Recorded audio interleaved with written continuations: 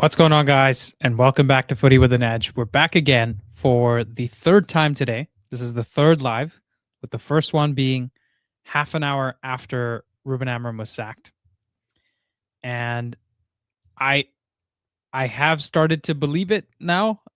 I can't really say I can't believe it anymore, but I still can't believe it in the sense that the club's actually made that call, right?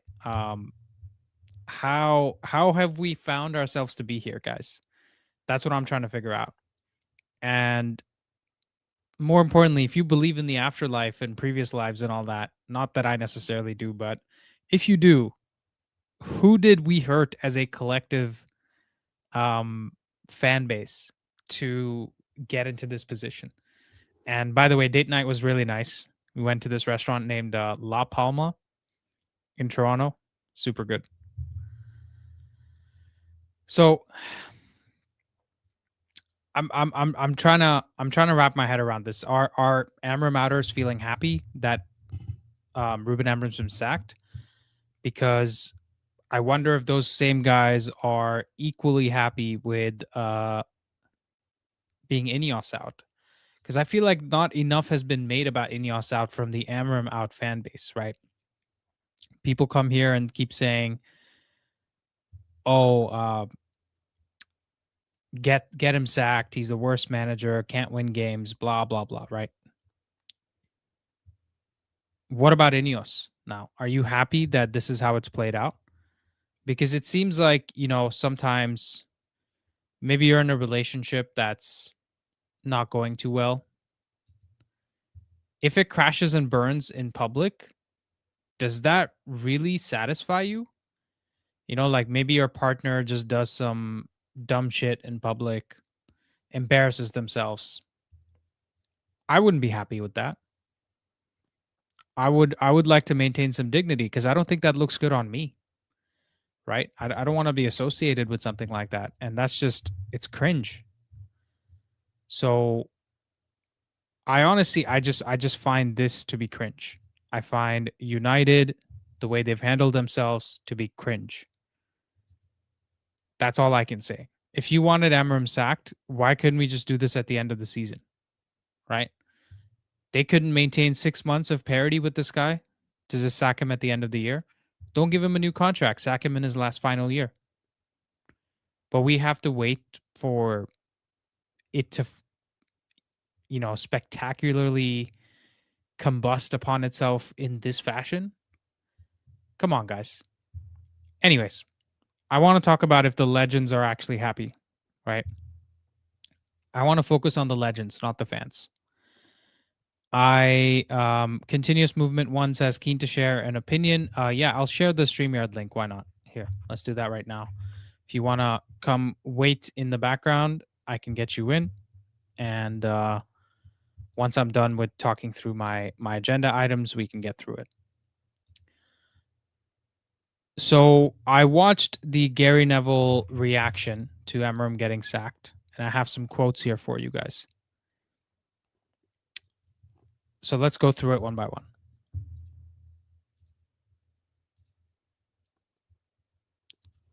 The first quote is results without context. He says, when a manager is sacked, it's a poor reflection upon everybody.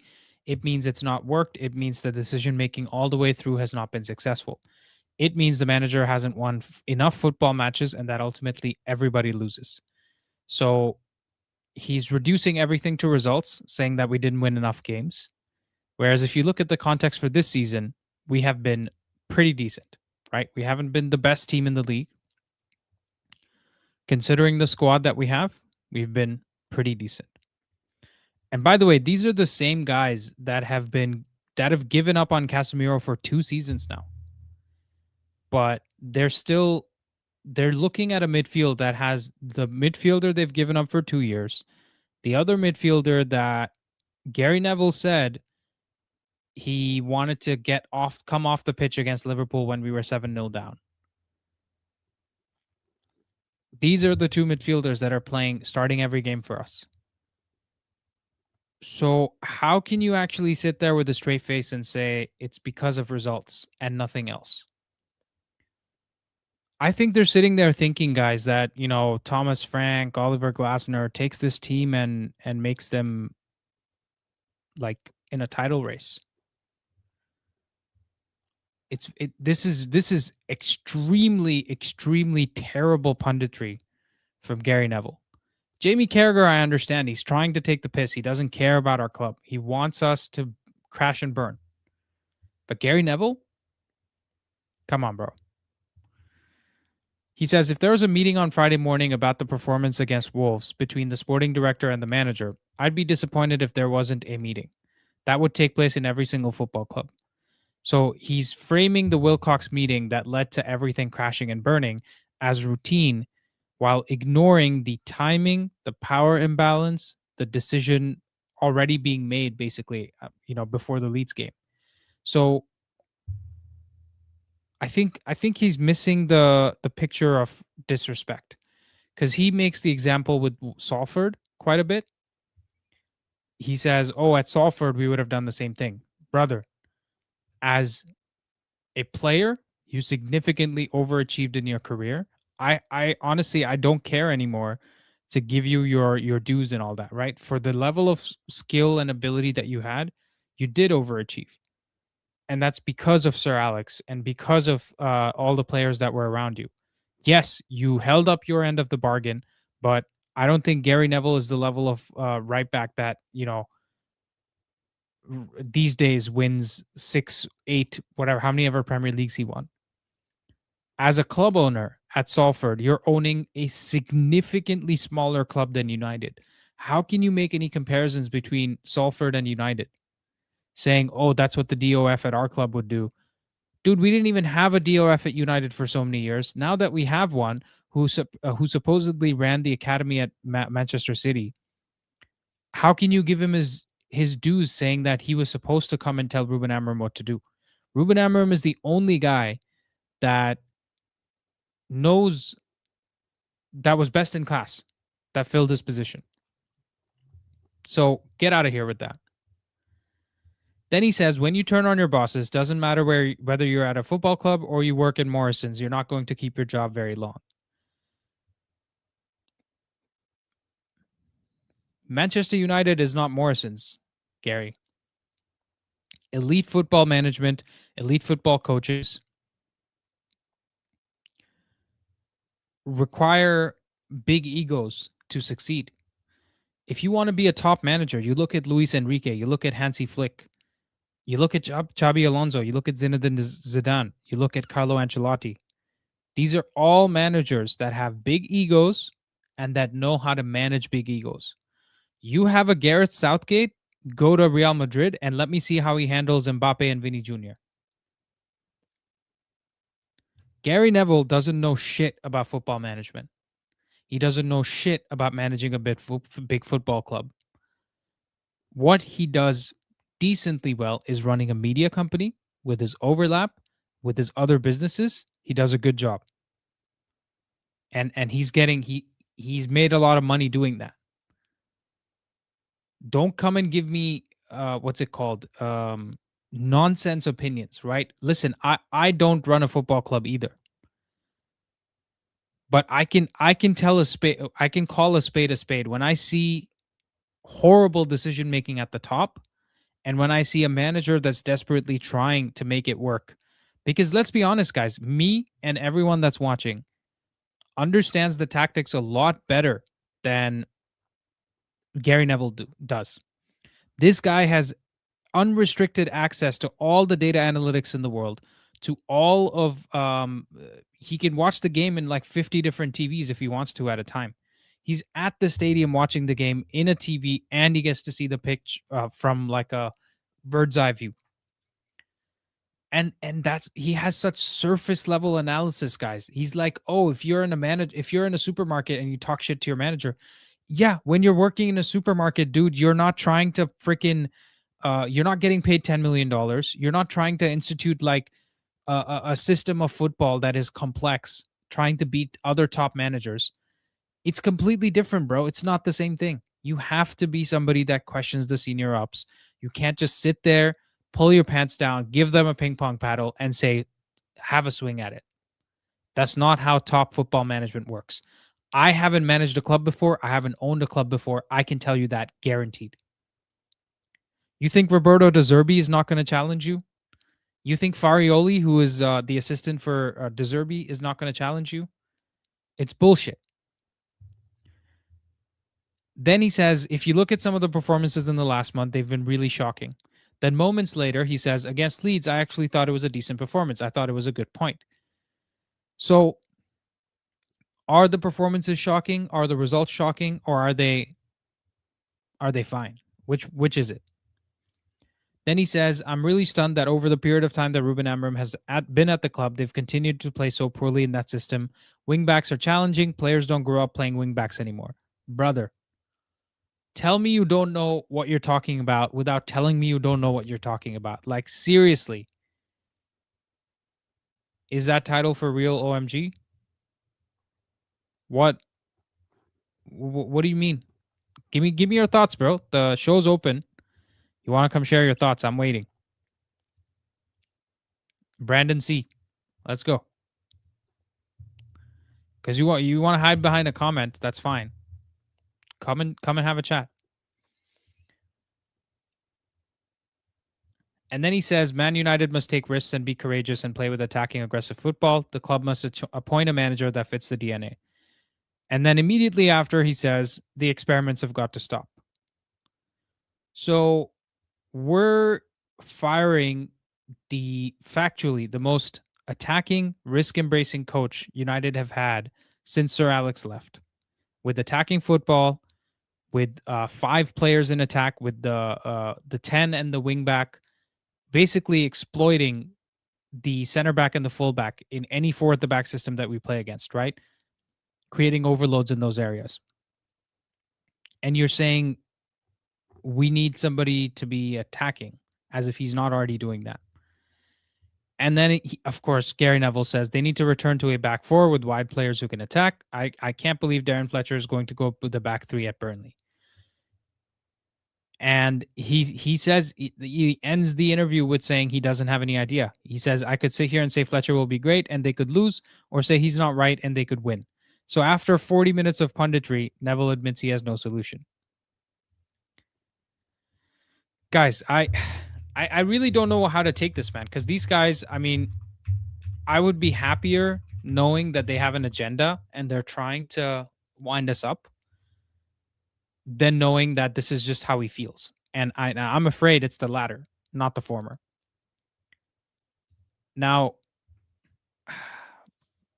we have some quotes here from Nicky Butt and Paul Scholes, right? They did the podcast today. It came out, of course, the second you have a dead carcass of a manager, the vultures are out. So Nicky Butt and Paul Scholes, they said Zinedine Zidane, Gareth Southgate, Eddie Howe, Thomas Tuchel, Andoni Iraola, and Roy Keane. Guys, that sounds like the grocery list at the grocery store.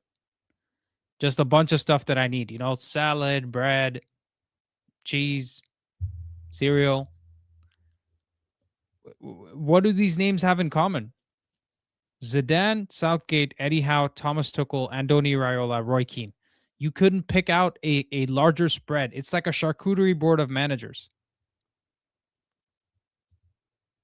Look at this. I'm serious, guys. Look at these 5 faces, okay? You see that on your screen. It's Zidane, somebody who is the most Ancelotti type of manager there is other than Ancelotti in terms of can manage big egos, get them through, set them up, in a fairly simplistic way. And he did great. He won 3 Champions Leagues. There's nobody can take that away from him. Then you're looking at Gareth Southgate, the most limp dick freaking faces I've ever seen in life. Like, he makes Jason Wilcox look like a superstar. Then you have Eddie Howe, who's managing Newcastle, probably the best English coach that's, based on pedigree in England. But at the same right, you're putting Roy Keane in there. Roy Keane, bro, he's been terrible as a manager. He has been awful. His tactics, every time he talks about it, is awful. Against West Ham, when we drew 1-1 with Slaven Bilic, he's sitting there being like, bro, let's, why don't we sit back and counterattack? We tried that. and that's how we conceded the goal. Our defense isn't good enough. Come on, man. I'm starting to look a little red, guys, so I need to fix my camera here. I think the exposure is a little too high. Give me a second, please. Hopefully that is a little better. I should start looking a little bluer now. Yeah, there we go. So there's no conjoined thinking by anybody that's talking about the club. And I honestly come to this channel with these shows to find some sense. So let's get some folks in to talk through everything that's happened, and also let's get your thoughts. Nico. Hey man, can you hear me? Yes, I can hear you. How you doing? I'm doing good. I mean, I don't have words to console you, sir. It's been a devastating day for me, like reading the news.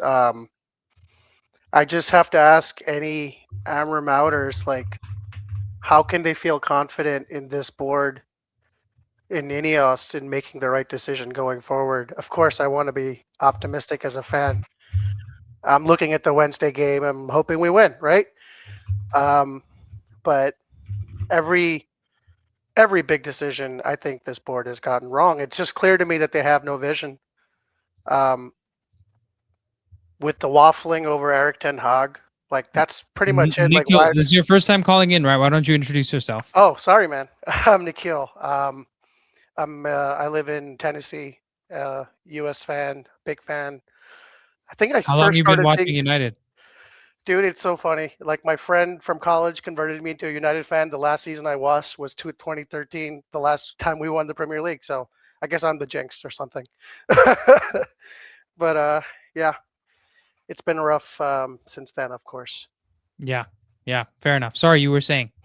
No, I was just saying that I don't know how you can look at the decision making of this board and be encouraged by what's going to come next. I hope I mean, like, look at the Eric Ten Hag decision. Of course, we as fans are going to say he won the FA Cup against Man City. Please keep him, right? Keep Ten Hag. That's how I was. I know, like an immediate reaction. You can't fire this manager. But a board with vision, a sporting director with a style of play or a strategy would have probably said, Eric Ten Hag's not our guy. We're new management coming in. We're gonna let this guy go, hire our guy, right? That didn't happen. Um, with what's his face, the sporting director we did hire, Dan Ashworth, was it? Yeah, him. Like, what was that about? I have no idea what that. No, we'll never get the full details, but it seems like the disagreement was who we were going to get after Ten Hag. So the problem with Ashworth was that he wasn't decisive enough, and from what I heard, he wasn't data driven enough. So when they asked him which manager to get, or certain signings that they needed to hire, like around him within the football hierarchy, he basically said, "Let's hire an external firm to tell us who we should hire." And so the board was like, "Well, what the hell are we hiring you for then?" Which is fair enough, right? Like you either shit or get off the pot. So this was the guy that that set up the hub and spoke model at the FA. He was all about putting the right people in the right job. So essentially, like a football recruiter. Like I don't really know, man. Like you got to do more than that, because that sounds like consulting speak to me. I know, and Right? You just as somebody who go worked. hire like Deloitte or McKinsey, man. Why do you need a director of football then?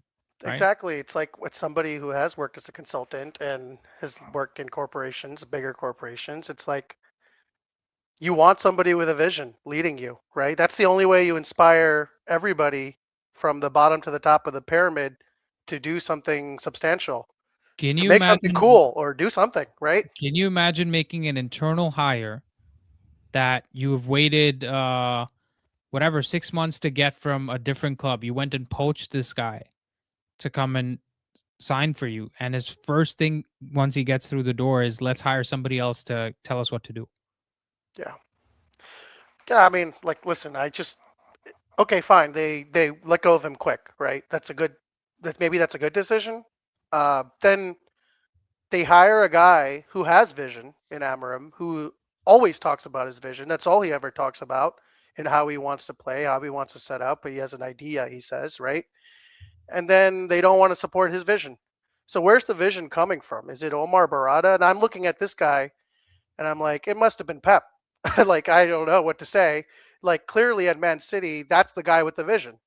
I mean, I don't know what their recruitment. I'm sure there's like a process where they can challenge Pep in some of the things he's asking for, but there's no doubt that that's the Well, person there they was wanted also with the vision. Cheeky Begiristan, right? Who was above him, I believe. Yeah, I don't know. Like, it's just like I have to kind of question all of these people's credibility in what they're doing. Um, Again, we're in the middle of the season again. We're going to sack another manager in the middle of the season. I just don't get it. I'm not even saying that Amorim was perfect, like everything has gone good. I mean, that defeat to Tottenham was like a really low moment for us, and that came under him. But if you're gonna, start a season, let's finish the season with him, right? Like, I just don't get, when are we finally gonna have a long-term project like Pep, Klopp, Arteta, even, that actual title challenging teams do? Like, when are we gonna get that decisive? Like, yeah, we're gonna do this for a little while and climb to the top. It's just lip service, man. They've said all the right things and done all the wrong things. That's the problem. It's It's all lip service. That's the issue, right? Because they've said, how many times has Jim Ratcliffe talked about Arteta? Right? I don't think his wife talks about him that much. Right? I'm I don't serious. want to talk about it, man. No, I'm okay. I'm okay. Listen, I'm okay talking about it. There are fans out there that are like, oh, Omar Barada, Jason Wilcox, these are all City guys coming to United and blah blah blah. Like, that's not a top red thing to do. DNA structure, all the keyword fucking mumble that these guys do, right, in their sleep. Gary Neville, when he's sleeping, I'm sure that those are his nightmares, right? Oh, DNA structure, roof is leaking, right? These are the phrases that they use. So I'm sitting here like 1,000 miles away, 2,000, whatever, how many ever thousands of miles away from Old Trafford, and I can see it that none of this means anything, dude. If you have somebody who is good at what they do, that can come and do a really good job in their position, that's all that matters. Now, the problem I have is Jason Wilcox, Mr. Academy recruiter for Manchester City. Okay, fair enough. You've done a great job. Okay, I'll give you that. It doesn't matter that Pep was there and maybe the sell of Manchester City was a lot easier, right? As the head of the academy there. Who are you to tell Ruben Amorim what tactics he should be using, bro? Like, I'm seriously questioning it. That's like me. Like, listen, I don't know anything about cars. Okay, like if I had to go fix a car, I have no idea. This is like me going to not just a mechanic, the best mechanic from Portugal, who's now moved to like Canada. Okay, and I'm going and telling him like, "Yo, bro, I don't think that goes there. I think you Yeah, should put this here." And that guy's gonna take a wrench and hit me in the head with it. I guess the only maybe, I mean, I want to hope, right? I'm not trying to, like, I don't want to not support Man U anymore or something like that. I'm being very down today. It's been a bad day, but the only thing is with this interim management type of scheme they're going for, maybe they'll spend 6 months trying to understand what their fuck they're trying to do. I don't know. Like, and then make a proper selection. Like, but is it just going to be, wow, Darren Fletcher won like 5 games in a row and that guy shaved his head, so it's him? I don't like. I have no It's clue. gonna That be it's gonna be Darren's at the wheel. It's gonna be all the freaking Amorim outers are gonna sit here and say, look, Darren Fletcher, who manages the academy, is better than um, you know, better than Ruben Amorim. This guy could, has never coached before, and look at how much better he is. Blah blah blah. Okay, there's so much nuance involved here that I almost don't have the energy anymore to like sit here and educate people.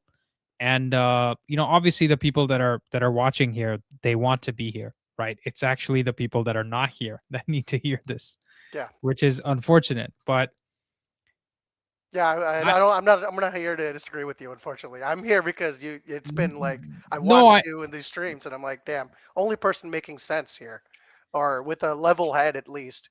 I'm again.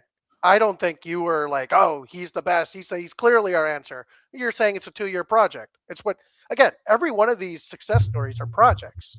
This is not some simple thing. This is a billion-dollar company that you got to turn. This is crazy to just be like, oh, we're going to turn this around right now. even dude, this is the crazy thing for me, right? I've been in consulting myself. Like I've consulted to organizations that are 10 to 100 times bigger, if not 1,000 times bigger than United in terms of revenue and all that. Right? This is like our market cap is 3 billion, not even. This is a tiny company. This is what's considered a small cap, right? Is just above a micro cap. Right? A billion or less is like micro cap. So this is a small cap company, but it has a crazy amount of exposure because it's sport, right? Even the Cowboys, like what are they worth? Like 15 billion something? Like Yeah, that's not there's companies every day that are popping up that have that kind of market cap on the stock market, right? It's just that there's so much more noise with the football club, right? With the sporting organization. How long have the Cowboys been shit for? Right? Cowboys haven't won anything since the 90s. So I don't understand how they're sitting there with all this private equity experience, with Jim Ratcliffe becoming a multi 10 billionaire, with making decisions at clubs. I don't know how you've taken all that experience and decided to just let it go, right? And I hear everybody that says, "What did you expect him to do, or what did you expect them to do when the situation was untenable?" And Amorim was doing the equivalent of like flipping tables and slapping babies at Carrington, right? Like everywhere he went, he was just causing a ruckus, vandalizing stuff, whatever you want to believe. The point isn't that they shouldn't have fired him after all of this happened. The point is, how did they let it get to this position? right. Yeah. Because obviously they've been taking the piss from the beginning. And who in their right mind? If Saeed is here anywhere, please come have a chat. You wanted Amorim out. Was he wrong to ask for midfielders? Was he wrong to want to control how his team plays? Like this is a What's the point manager. of a Like coach what's the then? point of a coach? Again, right? Like what are we talking about? Like Sir Alex ran every single part of the club. In fact, he was doing way too much, right? That's why we have these other roles now. We're going to take some of that responsibility and that burden away. But at the end of the day, like you would expect Sir Alex Bro, has to decide how he plays, how the team plays. Like what are we talking about? can you hear me? Hey Yes. guys. How you doing, Booker? Hey, Hello, hi. I'm just obviously I've watched your stuff not quite regularly, but I'm sort of Amorim Out. I want to kind of understand something because obviously everybody wants the club to do well, but with the situation with Amorim, it was a thing where basically they shouldn't have sacked him for what he said. It should have been either for the performances or because they didn't see him as their guy. With your argument about Sir Alex, you've got to understand two things. Same with Pep, same with Arteta. Sorry, what argument about Sir Alex? Well, he said that the manager argument, basically saying he controlled everything. As of right now, clubs But don't do that anymore. sorry, Booker. One thing I will say, maybe other people have said that. I've never asked for Amorim to control everything. Okay. Right. My So, point is here. I'll tell you specifically where I stand, and maybe you can react to this. And yeah, I want you to speak your mind. I'm not trying to interrupt you. I'm just yeah. trying to clarify my position. Um, Amorim at Sporting, right? Sporting was in an absolute mess. They had ultras raiding the pitch. This was like 4 years ago. Players got injured. Players left the club. Bunch of crap happened. They had Hugo Viana as the sporting director there, who is now at Manchester City, by the way, right? Hugo Viana worked with Ruben Amorim in tandem, Mhm. right? So it was like Hugo Viana did a lot of the scouting. They brought the players, and Amorim would have said, "Listen, based on my system, because you would agree, right? A manager understands their system better than a director of football can. Mm-hmm. Like if these are ideas coming from your brain and you're trying to instill this into your players, not only do you understand them better, you can also communicate them better. You can also visualize them better. These are all things that you can do better. And I'm not saying this is, like Jason Wilcox doesn't understand what he's talking about. I'm sure he can understand what Ruben Amorim explains to him, but still the authority is Ruben Amorim. So when Ruben Amorim is telling you that get me Ollie Watkins, right, over Benjamin Šeško, get me Victor Gyökeres over Benjamin Šeško, right? I wanted somebody like Nuno Mensch over Patrick Dorgu. Okay, fine. You want to say Nuno Mensch is never going to leave PSG? Fine. Yeah, I was going to say that. Yeah. Is the only two options freaking Nuno Mensch and Patrick Dorgu, bro? Come on. No. You can get me a better option than Patrick Dorgu, right? And that's the problem, because you get in, and Senna Lomans, by the way, 23-year-old goalkeeper from the Belgian league. Thank God he has worked out. Imagine if he was shit. Where would we be? Amorim would have been sacked like 10 game weeks ago, right? Yeah. So that's the point I'm trying to make, which is I'm not saying let Amorim walk in and like swing his balls around the place. I got a little argument. That's what Aston Villa do with Unai Emery. Unai Emery has that kind of power at Aston Villa. I'm not saying that. I'm just saying, even as an Amorim outer, you would agree this fucking squad needs midfielders, bro. Yeah. No, I mean, that's the point I was trying to make. I wasn't saying, like, what I was showing you is, like, the only place where we have unrivaled success is when one guy did run everything. Okay, fine, we can't do that anymore. We're in a modern world. We're going to have, roles and responsibilities. But the manager's role has to be how they play. That you can't have somebody else questioning that out. Otherwise, how does it work? How does he, keep the players' respect? I don't blame him for emotionally falling out with Wilcox over it. It's like he's listening to Gary Neville. And one thing I have to say about the pros here, they're not pros anymore. They're the media. Nikhil, let's hear from Booker, actually, because I just stated my point. I want to hear from you, Booker. You said you were Amorim out. Give us your reasons and react to what I said as well. I want to argue with something. Obviously, I believe the same thing I've always believed. The Portuguese league, like leagues are different.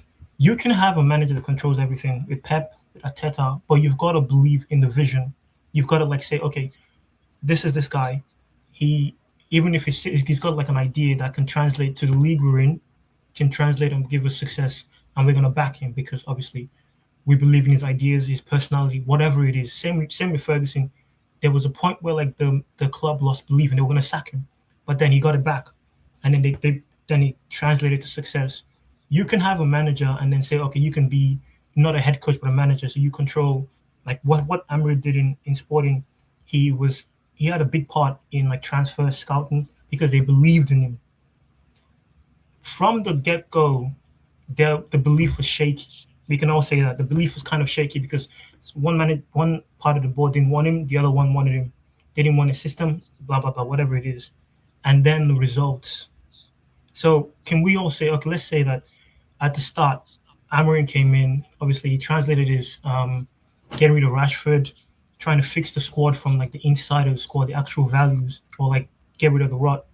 Fans bought into that. But then with the results also have to like affect belief.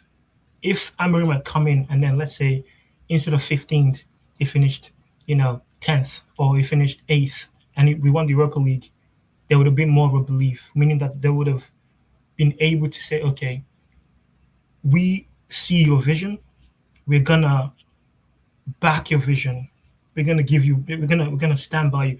I don't think it had anything to do with the media. I don't think so. I think what happened was the club within, I said, we don't have any, like they lost a little bit of belief, and with what he was saying, we don't know what's going on inside the club. Nobody does. Yeah. But we can all say, we can all have a look from like what we do know and say, from the get-go, it wasn't 100% belief. Like with Pep, like with Arteta, there was 100% belief.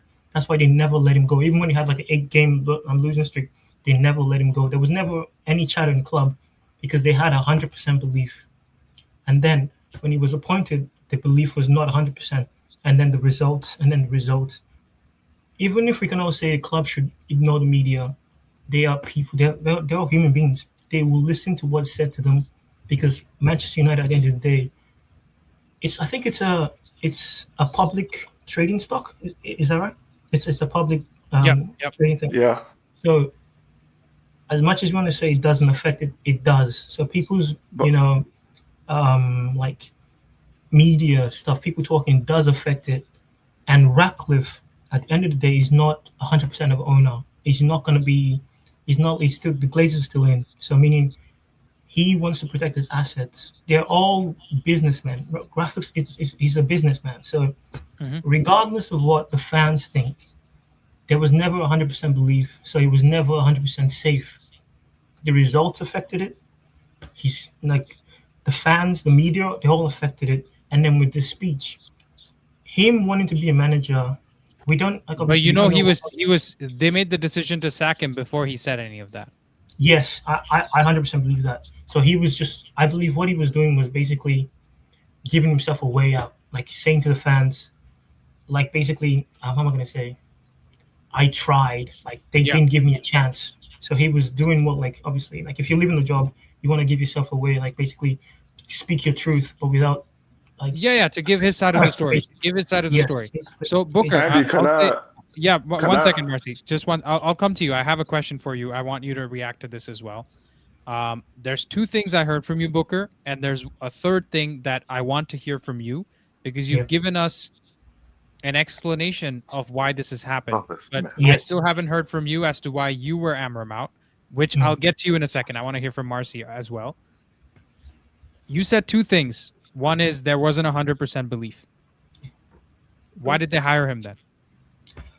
Well, we can agree the board were incompetent. They shouldn't have hired him. If they were going to hire him, they should give him some. Okay. We agree with that. So that's it then, right? That's it. It's not. Yes. It's nothing to do with Ruben Amorim. Nothing to do with him. Here's the thing. Would you agree, Ruben Amorim with the Chelsea squad, Ruben Amorim with the Man City squad does a much better job than he does with our squad when he comes in? There's another point. Now, this is the most important point. I believe that in the Premier League, you've got to be adaptable.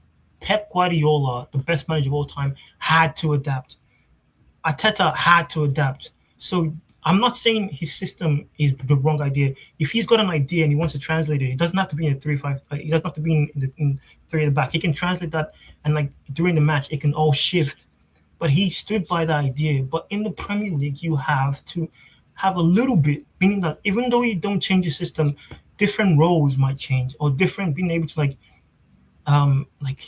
just make little tweaks. Because if Ferguson could do it, why couldn't if I may, Booker, so there's a whole conversation to be had about how Amorim has actually been adapting. He has adapted in many different ways. He has adapted, but the thing that where we disagree on is the state of the team, state of the squad when he came in. Because when he was brought in, first of all, it was like we're asking him to construct a building. You know how like when you construct a building, you have to lay the foundation first, right? Like a tall building, you have to dig far deep into the ground to make a foundation. I don't know what the ratio is of how tall the building is to how deep you have to go, but let's say it's about 20% of how tall the building is or whatever. This guy has been asked to do that with a teaspoon. Yeah, that's the problem I have. That's where you and I maybe slightly see it differently, because Rasmus Højlund, Joshua Zirkzee, Bruno Fernandes is not a front three. It's not. It's not a front three, right? And we had the squad we had, and then we let go of 5 attackers in the summer and purchased 3, one of whom was completely inexperienced to the Premier League. Maybe he will come good in 2 years. We don't really know. But Booker, I'll come back to you because this is interesting to me. I want to hear your points. Marcy, you've been staying patient. Give us your thoughts. Do you have any context you want to add on to what Booker's been saying? Okay. One thing I want to tell Booker is, let's just dispel this myth first and foremost. There is no such thing as the right manager or the wrong manager. That doesn't exist. It doesn't exist. So saying that, we were not sure to have it. Every manager that has ever been hired for a big job, there has been like, let's say, 50% chance they didn't like him. Vincent Kompany, what happened with Bayern? Bayern came and said that somebody in Bayern's board was like, I believe this coach can be a good coach. All the others were like, nah, he just got relegated with Burnley. What happened? They hired him still, and now they're playing one of the best footballs in Europe. There is no such thing as this manager is the right or this manager is the wrong. When we hired Alex Ferguson, for the first 2 years, everybody said the same exact thing.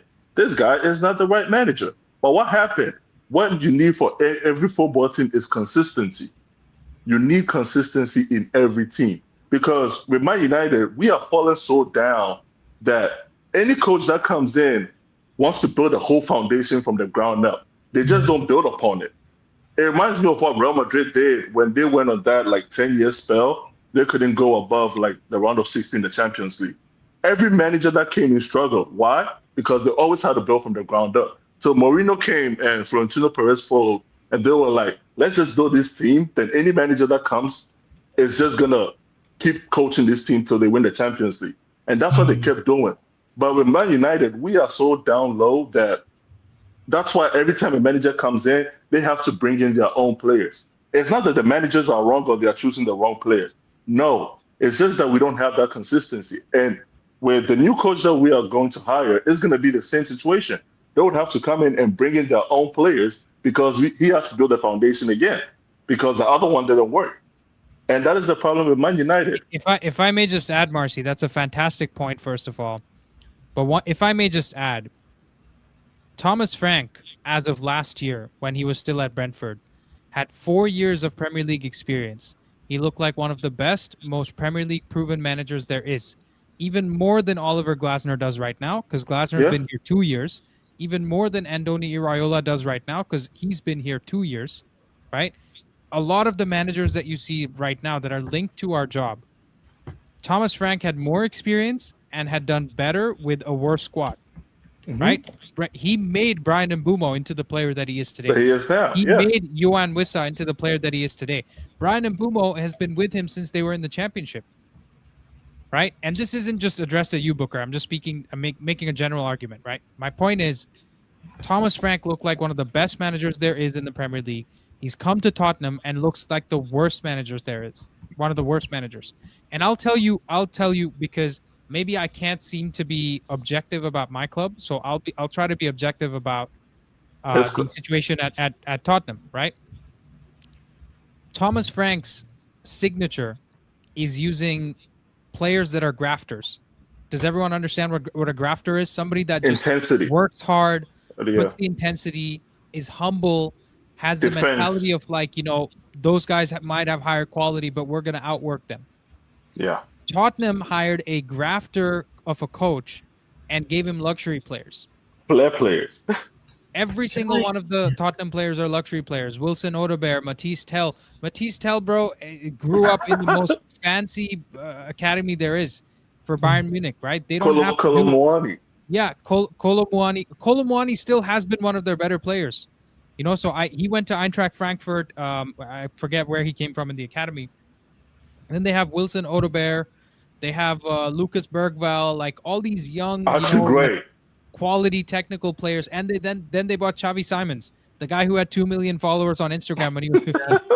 You know what I'm saying? So if you don't have a match between what your coach is trying to do, what the leadership at the club wants to do, and the squad that you have available, it's going to fail spectacularly. Yeah. And the problem is that all of this blame goes towards Ruben Amorim, where there's so many other mistakes that are happening in the background. Can I argue something?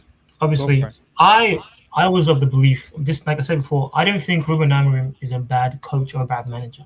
I never believed that. What he did in Sporting, obviously, different league. There's only 2 or 3 main big clubs, so I didn't rate it as much, but I knew he was a good manager. My thing was, from the start, I kind of knew it wasn't going to work out because, first of all, they're going from the Glazers to Ineos. They'd already been trying to change the DNA of the club, if that's even a word, from the start. And they didn't know what they want. They didn't know what they wanted at the start. So basically, they hadn't figured out what the entire philosophy was going to be or what they wanted. And they hired Ruben Amorim. Then if, let's say, they hired Ruben Amorim, and let's say it was a different profile of manager. Let's say it was an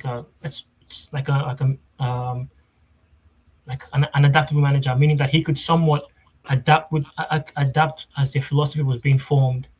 He might have lasted longer, but because he already had his own deep-seated ideas of what he wanted They want football to be.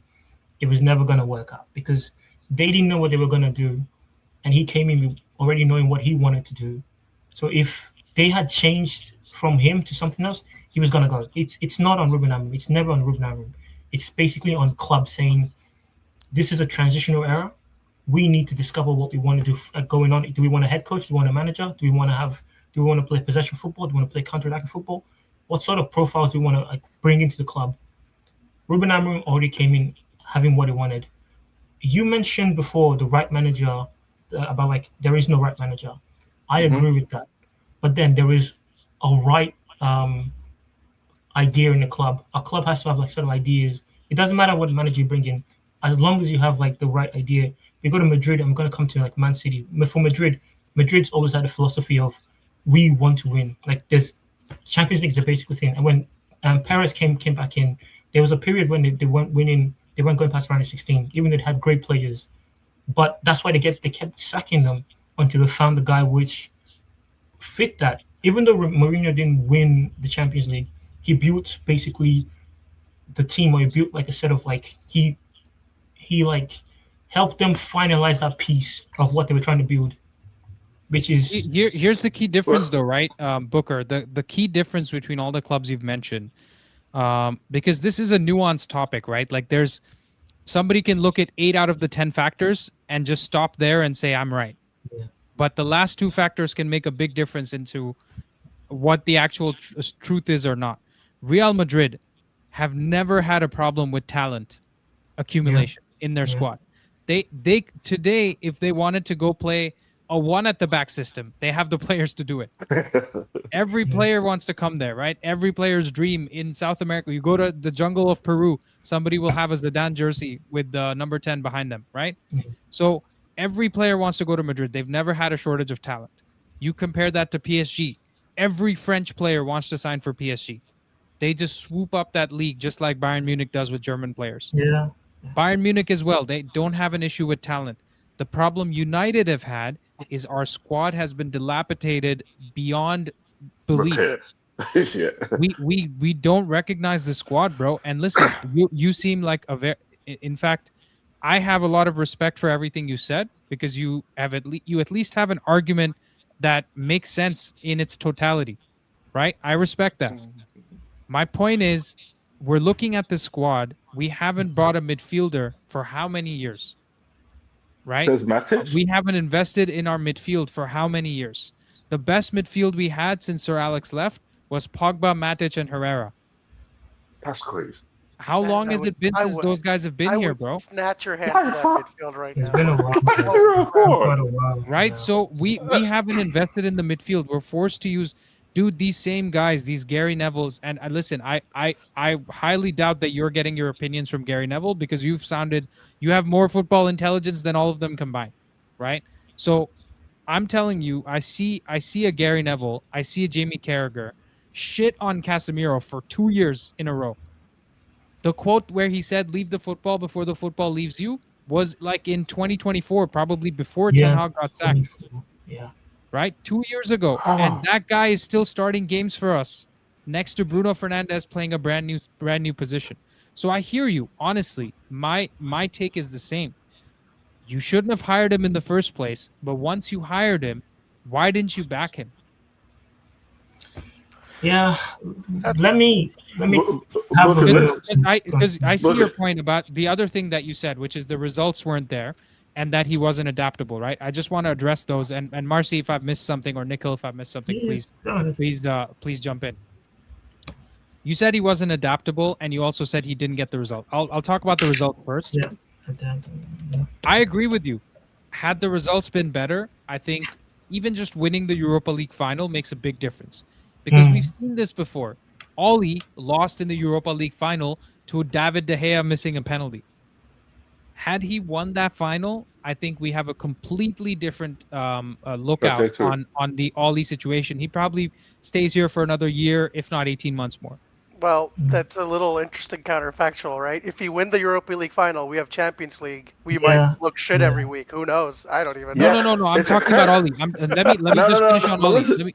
Let me finish Andy, the listen, Origi. it would have been a curse though. It would have been like what's happening to Tottenham right now. Winning the That's what Europa I'm League saying. No, Maybe is a it's I'll curse. tell you why. I'll tell you why it wouldn't have been, because when I'll tell you with what's his name, with Eric Ten Hag, he won 2 trophies, and in my opinion, we played the same counterattacking football, but it was less exciting than it was under Ollie.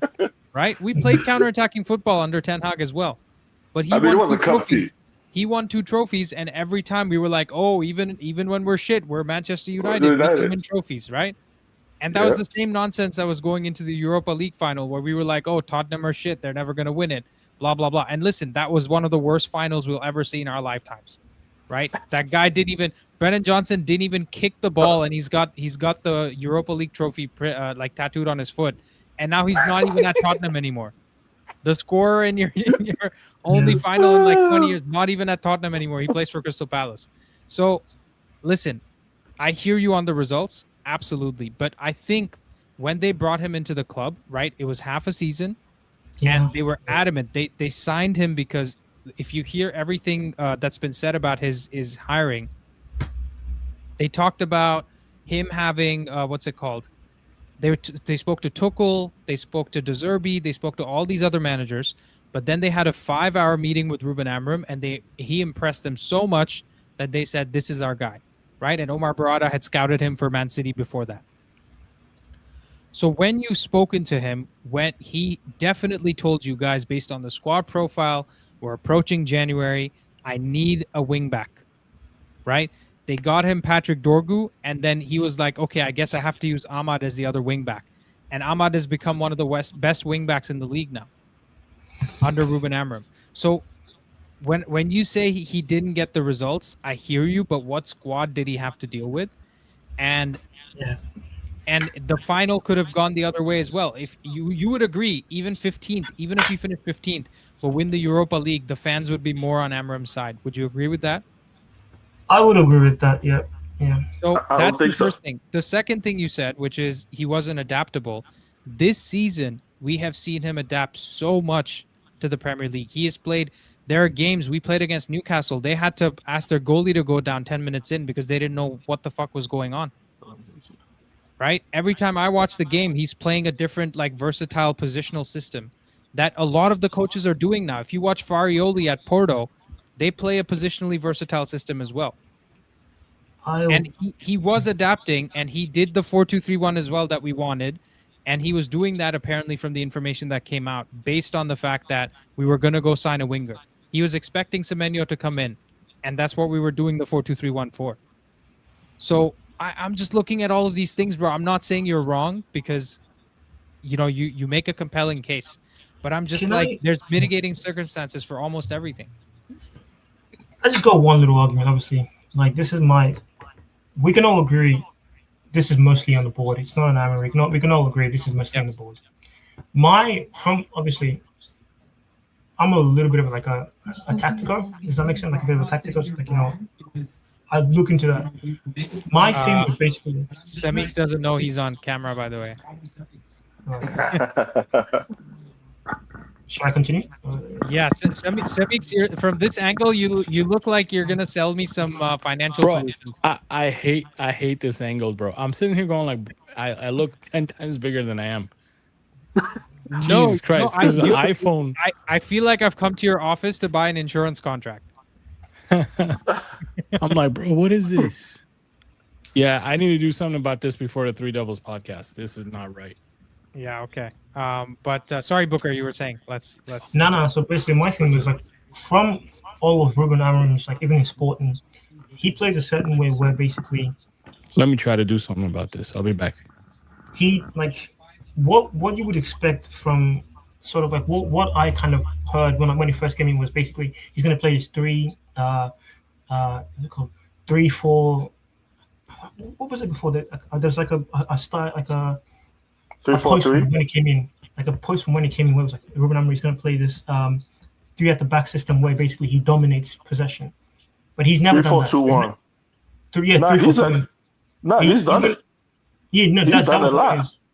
But 3-4-2-1. the idea was that he was going to dominate possession. that was what people kind of came in, like the fans were kind of excited about that. But that's never been his philosophy. He doesn't dominate possession. Even if you look back, there was like a thread where like in the games where like they play like big opposition, Ruben Amorim concedes possession. Like it's like a kind of like a thing. And in the Premier League, when he came in, Manchester United were already a bad squad. It was already like a really bad squad. If he had come into like a Manchester City, they have the quality difference, meaning that the players can kind of like control the game, or like, you know, I kind of look at it like basically from like the possession is always 50. It starts off like a 50-50. Your players win you back possession. Like they control the possession for you. Booker, can I ask you, Yeah, what position do you think United are on the average position chart this season? You mean in terms of like If you looked at average possession for all the 20 games that every team has played so far, what rank are United out of 20? I would say top 9, top 8, We're fifth. You're fifth. But then what's the difference between like us and like 14, or like us and like 10 to 12? Yeah, but the whole I'll tell you. Hold on. So there's two points I want to make. One is, if you're saying that he doesn't have the same amount of possession that he did at Sporting in the Portuguese league, because he had like 58%, 60%, generally around that amount. That is one thing to say. The second thing is, last season, to handle possession, it's not just about the system. It's also the execution of the players. That's right? What I meant. That's coming what back I meant. to this. Yeah, we don't have the players to execute possession. And that, by the way, that would be the same thing if we played 4-2-3-1. It would be. Right? We would have the same problem under a different coach to manage possession. Now, the other thing is, to your possession point, bro, if I go check the manager that we're linked with to take over the job in Crystal Palace, they are 16th on the possession chart with 43% possession. So I'm just looking at this like, first of all, Pep Guardiola has averaged 64-65% possession in his whole career in the Premier League. This season, he's at 58% because he's realized you actually do need to play counterattacking, win your individual duels. The Premier League is changing a little bit. So I hear you that he hasn't played, possession football against the big teams. But even when Pep played prime Klopp, they had like 50-50 possession. He didn't have like 60% possession every game. So I hear you that listen, let me just say something to make sure that we're on the same page, because I think we're very close on this.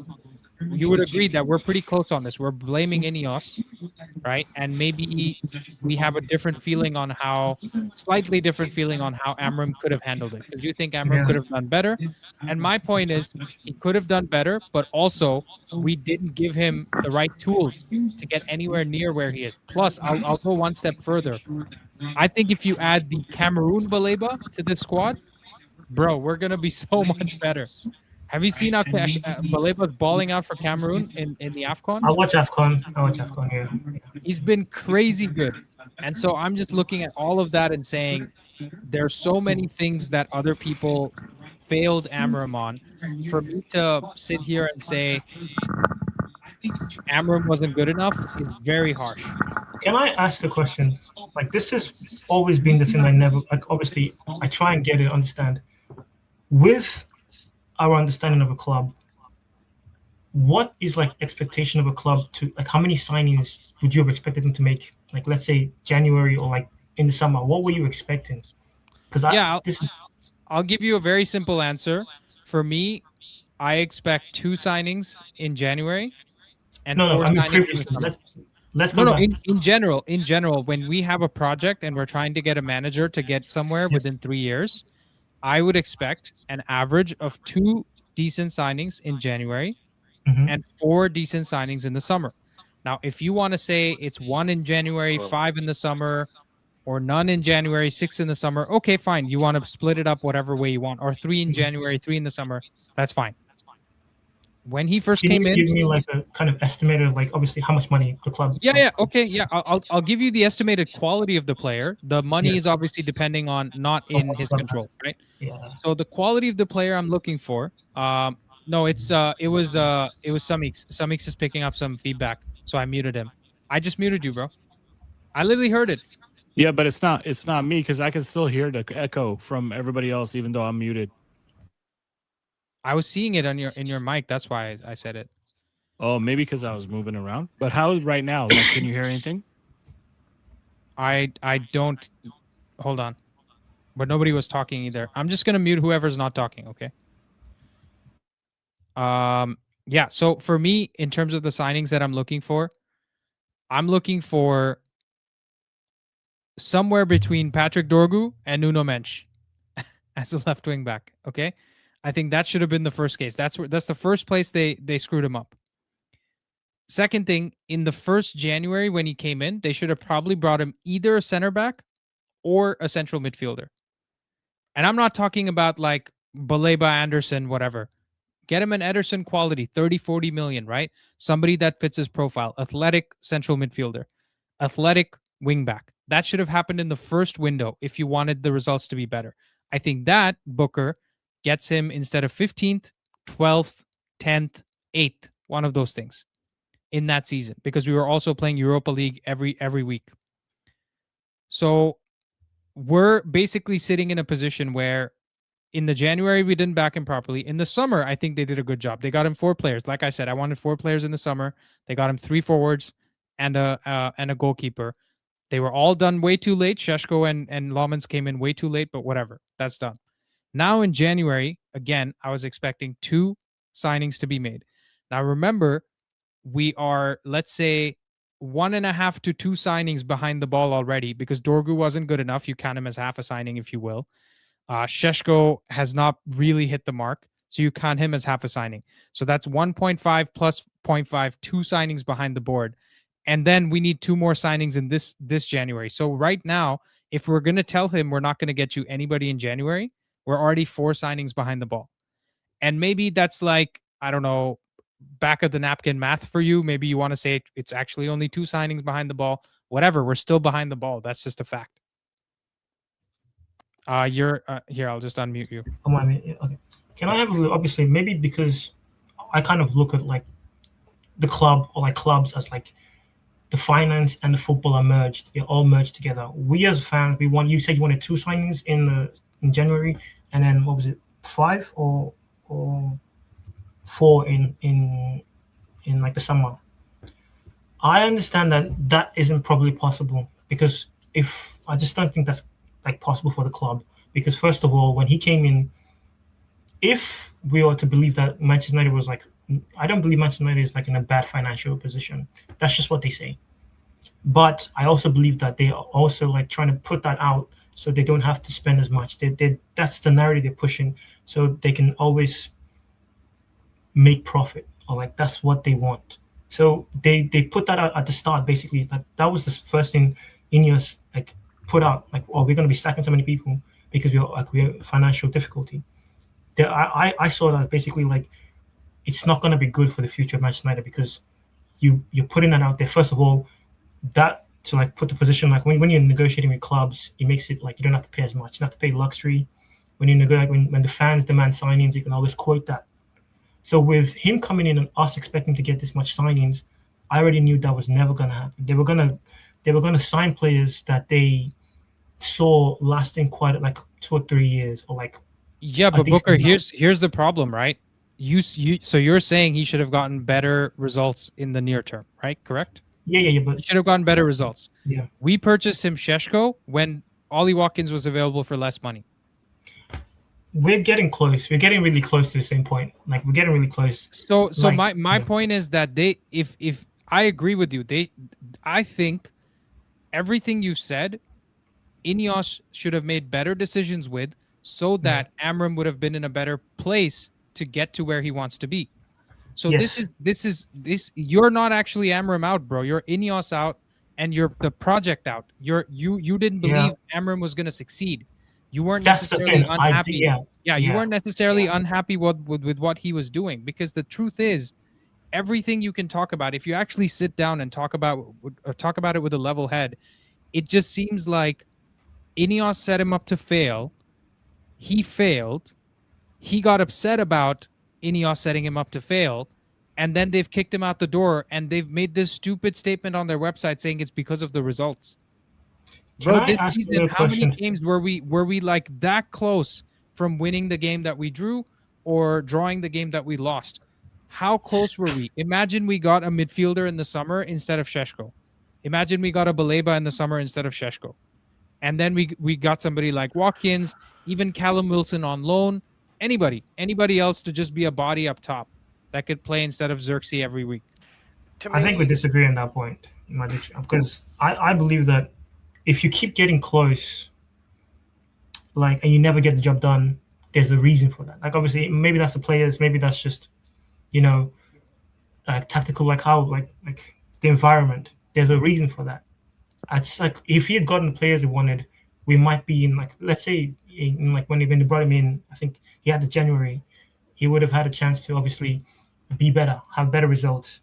But then with those players, so let's say we got him a better player than Dogu, or get him a midfielder, then the bar is a little bit higher, like a little bit kind of set a little bit higher, like, because he wouldn't have finished 15th. He would have finished 10th, or he might finish like 9th, 8th, whatever. Then the bar is higher, and with how bad the Premier League is right now, the pressure would have still not been as bad. Let's say he won Europa League and finished 10th. He would have had a little bit more grace. They would have had Booker, I'm sorry to interrupt, but I think no. this point has kind of been repeated over and over again, and I just want to offer some important counter to that. Yeah, just important counter to that. I don't think it would have mattered what position Amorim was last season or what position he was at this season. You saw Maresca won 2 trophies last season, and he still questioned the board. He was out. This is that kind of a board. Even if Amorim had won the Europa League last year, and in this season he was 4th with the kind of minuscule investment we have, Amorim is not the kind of player who would have kind of a manager who would have shut up because he got a few signings. If he felt that he wasn't being backed enough by the board, he would have still been questioning them. He would have still been out on his ass. So this is not a problem of. This is not a problem of. No, it's not a problem of they shouldn't have signed him. They should not have signed a character which anyone who meets Amorim the first time realizes that he's a man of principle, that he's a person who will not be bowing down to pressure put up by some limp dick Cuckmeister general called Jason Wilcox. Right? So they should have realized it. And I'll tell you, there's another thing you said about the right manager, and this has been going on. See, I'm not here to disagree with any opinion that anyone has had, because it's a widespread opinion too. A lot of people are saying that maybe he was not the right manager because he plays a different system or whatever. My question is, why am I looking at the symptom? I should look at the disease, right? Forget the right manager. Someone said very well that there is no such thing as a right manager. It's a 50-50 sort of a thing. Right? I forgot who. Marcy said that, right? I agree. There is no right manager. You never know how the chips are going to fall after you hire him. You don't know how the recruitment is going to go. But there is something called as a right process. The right process is that you hire a successful director of football who has a proven track record. Okay, which we were promised because we were promised best in class. After that director of football is hired, they thought that Dan Ashworth was that director of football. When it came time to pick a manager, he wasn't in the job, right? Ineos decided to keep Ten Hag on. Then when he did come in a job and Ten Hag was fired, it was his job to pick out who he wanted as the next manager. Richie, just one second, sorry. Nickel and Marcy, there's 2 other people that have been waiting for a while. I'll just get them in. Thank you guys so much. Marcy, great points. Nickel, great points. Thank you guys. Go ahead, Rishi. So as I was saying, they hired the Dan Ashworth as a director of football. They let the previous guy go, who was Ten Hag, and when the new guy was supposed to be hired, Dan Ashworth said, "Let's get an external agency to do the research work on who should be the next guy," and that pissed off Jim Ratcliffe. He said, "Dude, you're the guy I hired to do this work."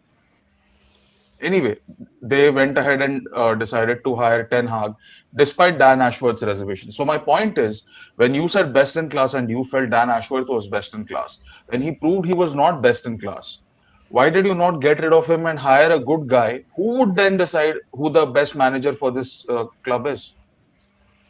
Why did you let Omar Barada, the CEO, make that choice based on research done at another club? Based on his research at City, where they felt that Amorim was one of the right candidates. The other candidates that they interviewed were Thomas Tuchel, Roberto De Zerbi. And the moment these guys mentioned the words head coach, they said F you. They said F you. Yeah. Because Thomas Tuchel is not going to come and be a head coach over here, dude. He's a title winning, championship winning, Champions League winning coach. Antonio Conte is not going to come here for that crap. Roberto De Zerbi has been manager for many years now, and he has demands. He clashes out with every board that he's been with. He's not going to sit here and be head coach. I think Rishi, may I just say one thing really quick?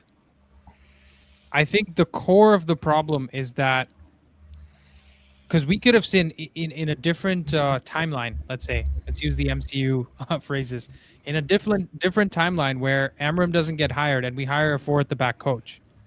It's the same. There's every chance we're at the same position where they're not giving him the players he wants. And I'll tell you what, in that case, a lot more fans would have supported the manager because they understand the 4 at the back and they don't understand what he's trying to do with the 3-4-3. The 3-4-3 that Ruben Amorim plays is actually fairly difficult for even me to understand, right? And I sit here, I watch every game back twice, right? I make content, I do breakdown videos for a living. Samix is here. He does the same thing, right? So I'm not saying I understand the tactics better than everybody else. I'm just saying I watched the game twice. So there's a chance I've picked up things that other people don't.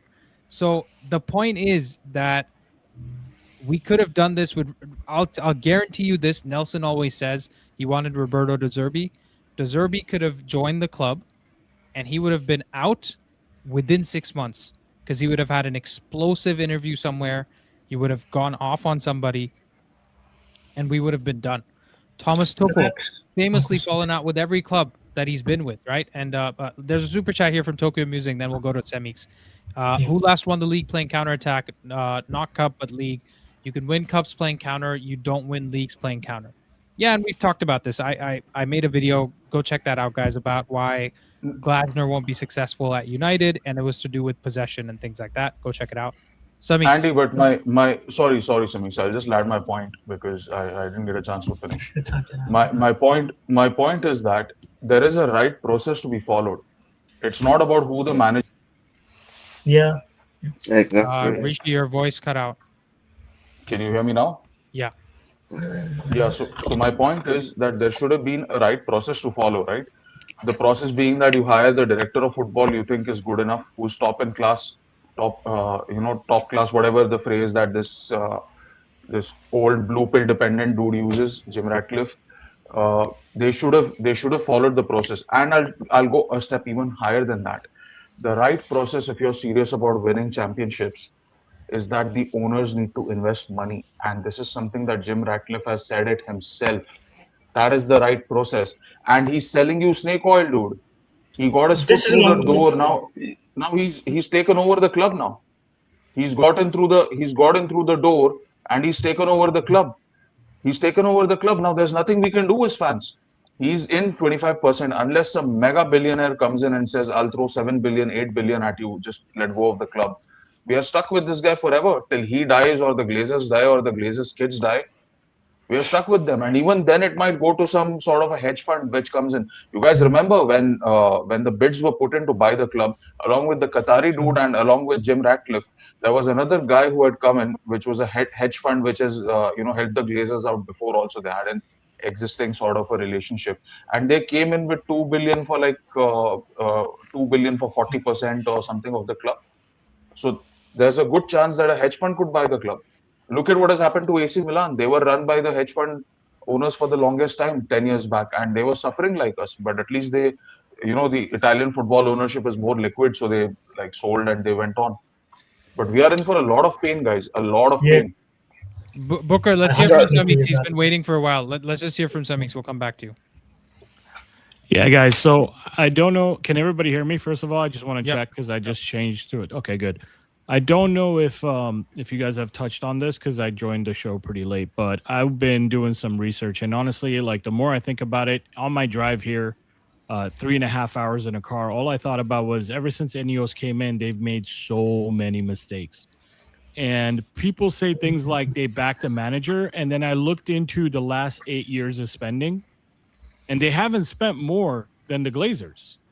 They spent 240 million in a transfer window, and the Glazers have done that 3 times before Ineos came in. They were like 20 million short once. They were like 7 million short another time.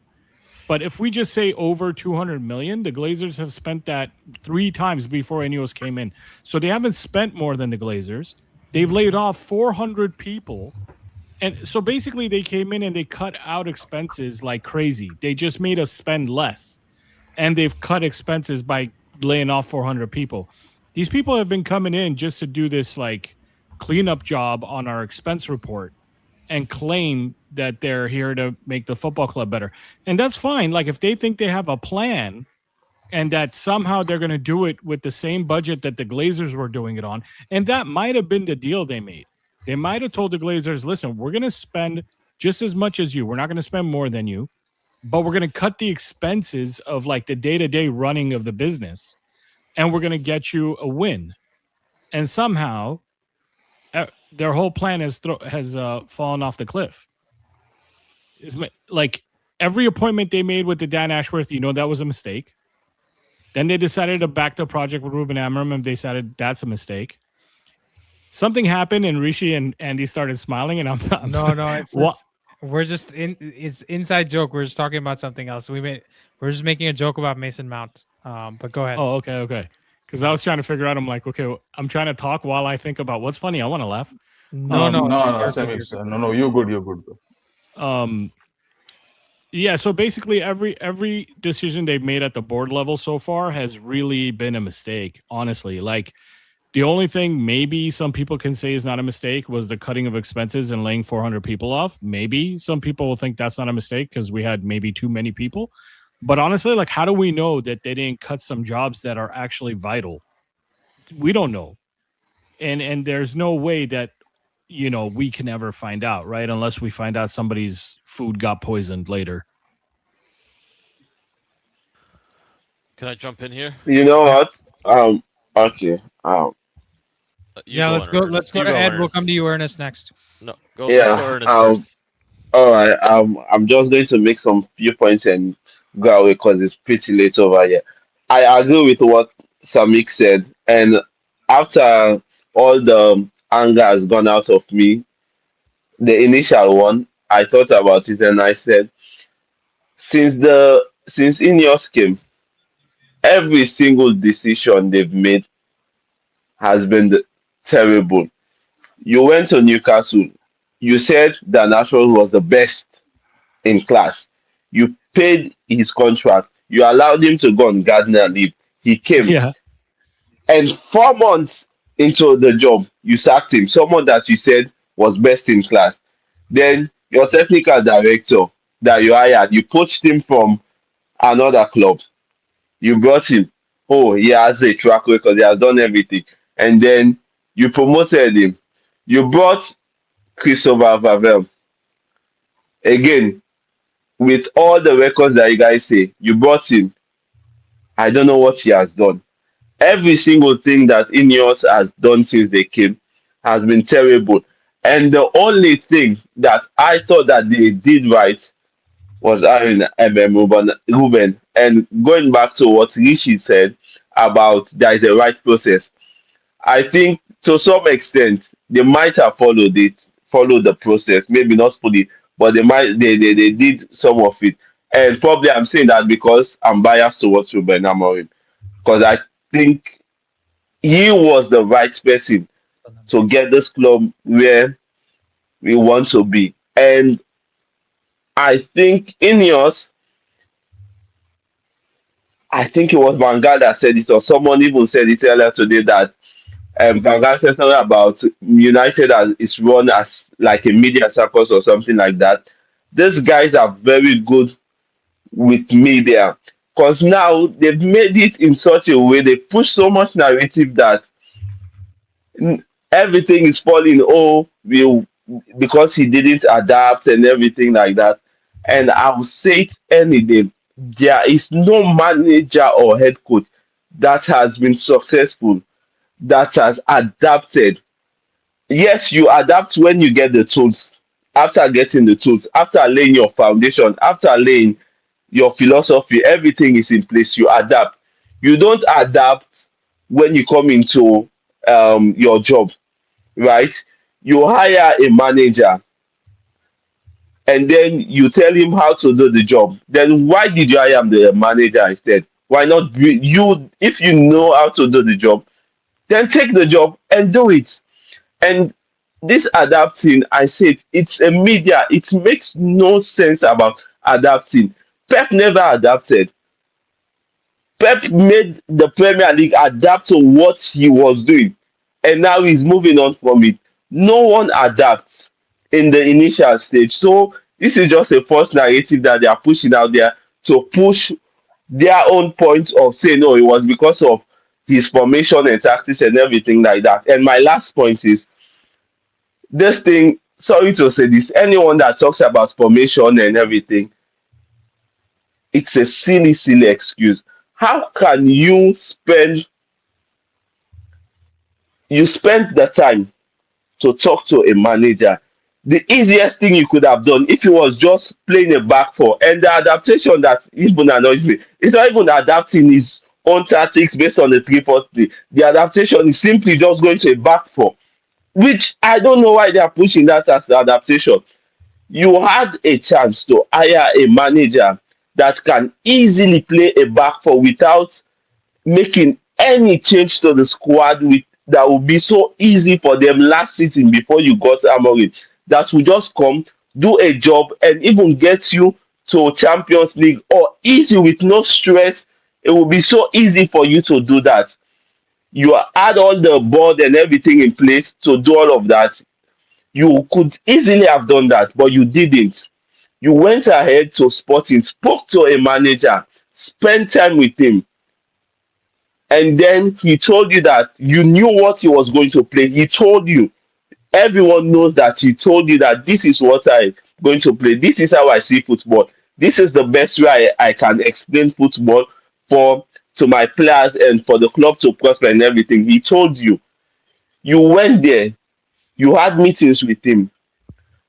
He told you that let me wait till the end of the season. You even at that you had the opportunity to even change your mind to yet still go for someone that can play a back four or someone that can easily play the tactics and everything that you guys are talking about. That oh, it's because of it that you are sacking him. You had the chance, you didn't do that. You knew the squad that you have, and you knew that if Amorim is coming to do that, your squad is not capable of doing it, and you knew it will take investment.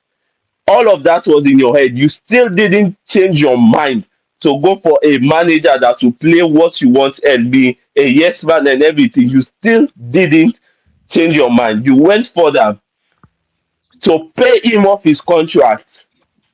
You still didn't change your mind. You went further to buy a player in Dogu that was played a back three.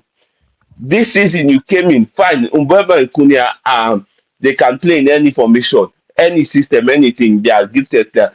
But one of the reasons, the major reason is because they are specialists in the back three. And now you want everyone, you are pushing out the narrative is about tactics and results and all of that. It is not. There is no way anyone can spin this to me to make sense that it is you did all of that. Also, Ernest, if I just may, you've made some great points here.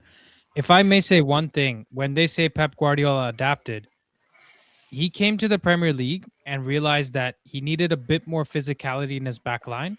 He went and spent 200 million on 4 fullbacks. Or center backs and fullbacks, right? He bought 4 fullbacks basically in the space of like 1.5 seasons. Yeah. And when you say he adapted his system, he didn't adapt. He didn't abandon his principles. He played with the same principles. Just because he has always used multiple formations. He's played recently. He's played a 3-2-4-1. He's played a 4-3-3. He's played a 4-2-3-1 before. He experiments with his formations, but his principles don't change.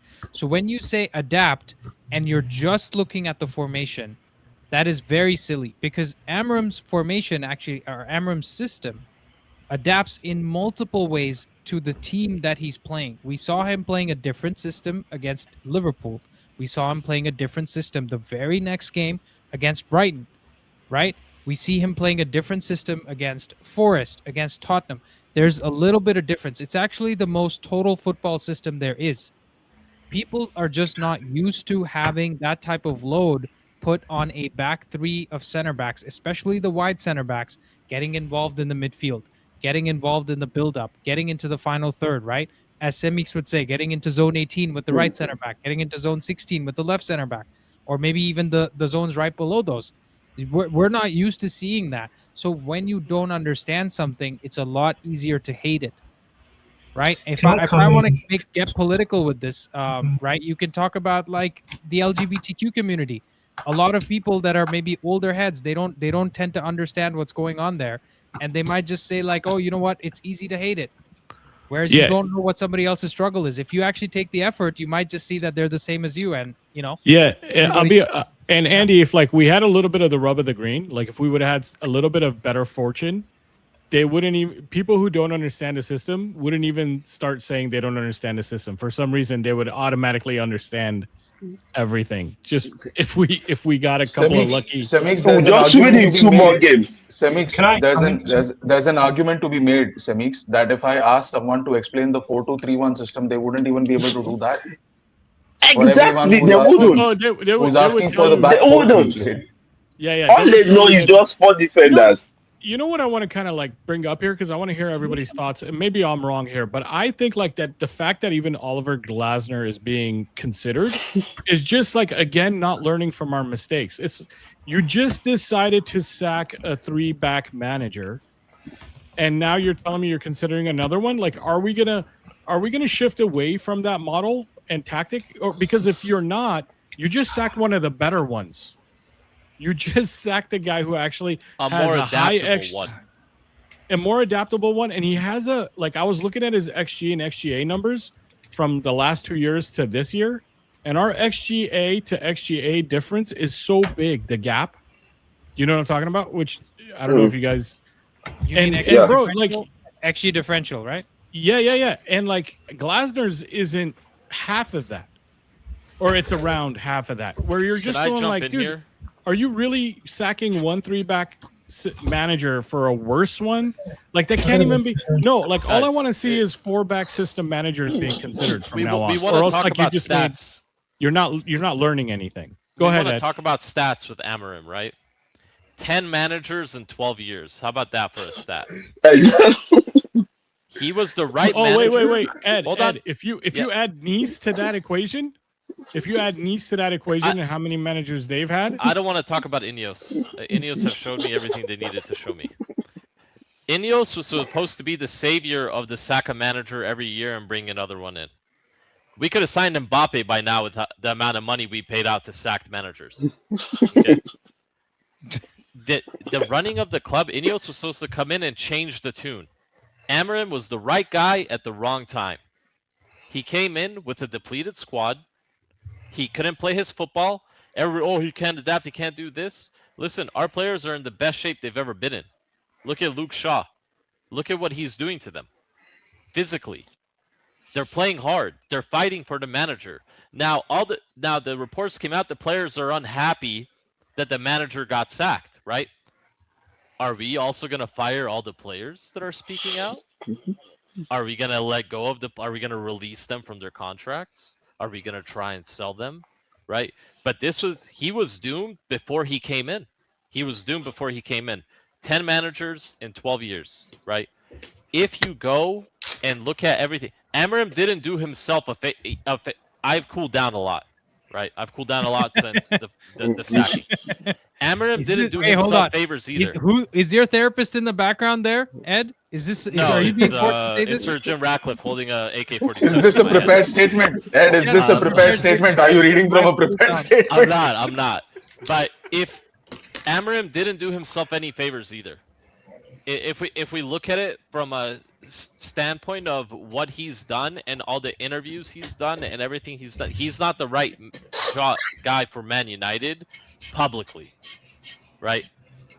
Now we're talking about how the club's been poorly ran for 12 years. We're bringing a guy in and we're sacking him as soon as we don't get results. We finally thought Ineos was here. We're going to bring in a project manager. We might suffer for 1 or 2 years, but we'll be back at the top playing beautiful football. Do you guys not remember the Ten Hag ball where people were like, it's a 4-2-3-1 and we're just passing around on the side of the box until we don't know what else to do and we just loft the cross in, right? At this point, I'm going to back any manager that comes in because I love the badge. I love the players that fight for this club. I love the staff for the club, not the owners and the Vivels and the Dick Coxes and Neville Shortbottom. He's still gonna talk his shit because that's how he makes his money. He has to be negative, right? Look what his win percentage was worse with the Valencia, right? Than Amorim's was in the Premier League, and that fucking league is a bunch of farmers and fucking hot dog stand owners. So I don't even want to hear from that guy about tactics. Bro, they've gone from being called League One Uber Eats to League One McDonald's. So like exactly. So here's the thing. I am gonna back the badge. I'm gonna back the players, but I will not be buying MUTV subscriptions anymore. I'm not buying a single kit. I'm not doing anything that's gonna directly fund the owners of this club. They need to put the money in, bring the quality onto the fucking pitch, which is what they said they were going to do. And if they don't get anybody by January 31st, I will not say another word about them. We already know where they're at. It is Glazers Jr. It is at that point, it is a football terrorist organization, in my opinion. We should put them on a couple lists. They should not be able to fly into certain countries. The Glazers should not even be allowed in Manchester, in my opinion. I'll tell you what, dude, if they have wire the money.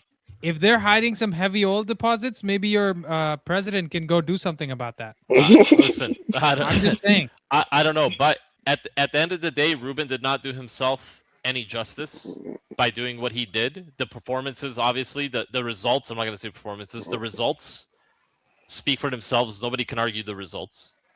I thought he was the right man for the job.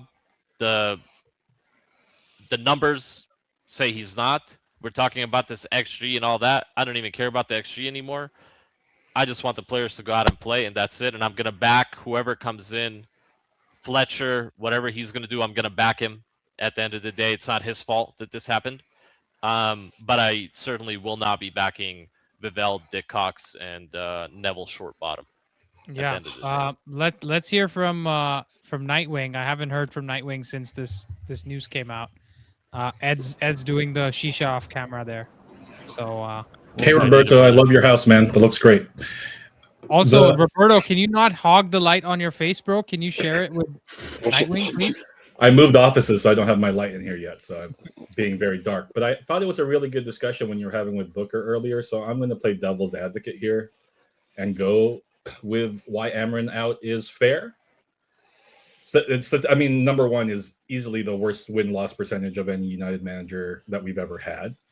And yes, whatever you know, I know a lot of Amorim people say that last year shouldn't count against him, but it does.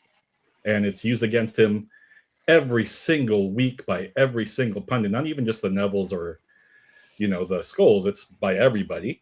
So that's number one. He got out-coached by Grimsby.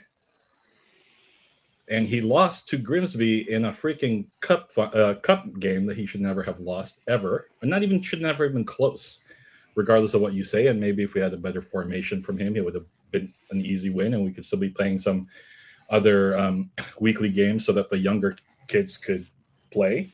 And then we go to the younger kids. He doesn't like to play them. He's already badmouthed them in the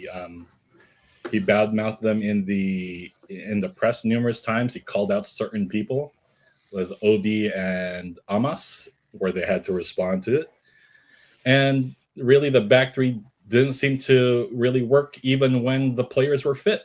Yeah, he made them fitter this year, but it didn't seem to really work well. Sure, we have the third most goals of the Premier League this year, but we also give up 30 goals, 34-4 and 30 against. So you're still a +4, which is kind of bad. So same as and Liverpool. he doesn't have by the the way. United DNA, and that's really important for some reason. He doesn't know what it means to be a United manager. If someone can explain to me what that means, that would be helpful. Thanks. Wait, Did I've got to you go mean soon. all those things, or were you being sarcastic? Because the way you ended it, now I'm not sure if you meant what you were saying.